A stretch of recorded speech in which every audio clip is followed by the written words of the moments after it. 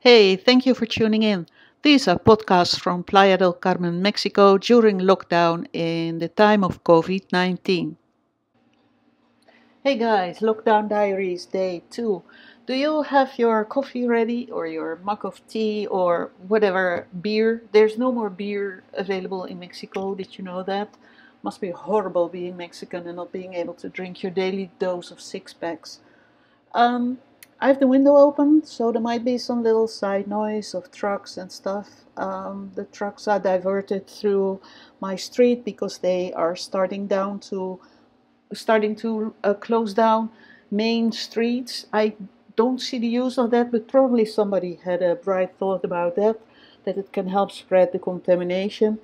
Um, my state actually got the compliments from the government in Mexico City because we are the state that is in the house the most, and we have reduced mobility the highest of every state in Mexico. I think that's something applaudable. That means that I am one of the people that's doing it JC, correctly. please listen. Share successful. Haha, did you hear that? That's the only voice I hear sometimes in days. That is, I think I selected Henry from the UK. He talks to me. He can also read me my emails. So he just told me that one of the videos I prepared is ready from iTunes and I can now finish it. I ran it through, I think it's Handbrake or Handshake or something, Handbrake, and then I uploaded to YouTube. What I was saying is that my state is the best in the lockdown, and the mobility in the state has been brought back very significant. Um, I, I still don't know why everything is so heavily imposed here and why the emotional pressure to do the right thing is so high, because compared to the numbers of people living in this state, we only have a very few sick people.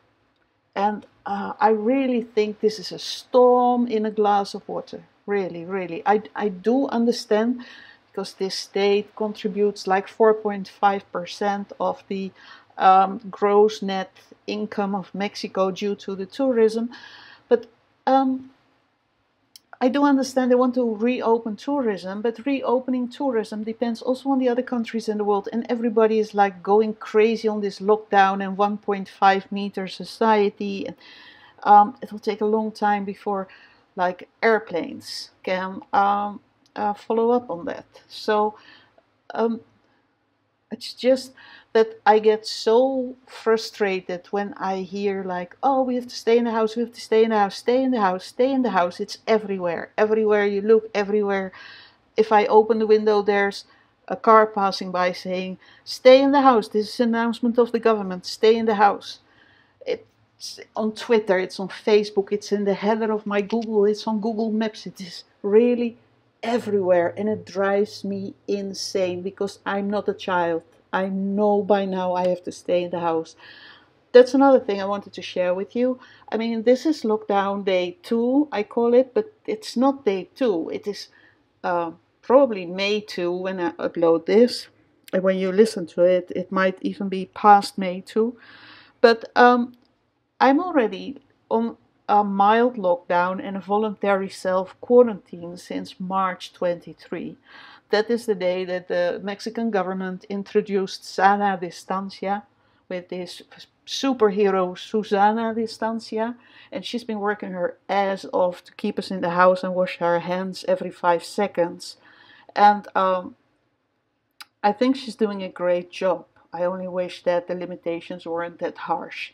And one hand, it's nice to live in a state that has tourism because there's a lot of money available here for help for people, and I talk about that in another podcast probably. But it's also a nuisance to live in a state like this because they want to have this state coronavirus free by June 1.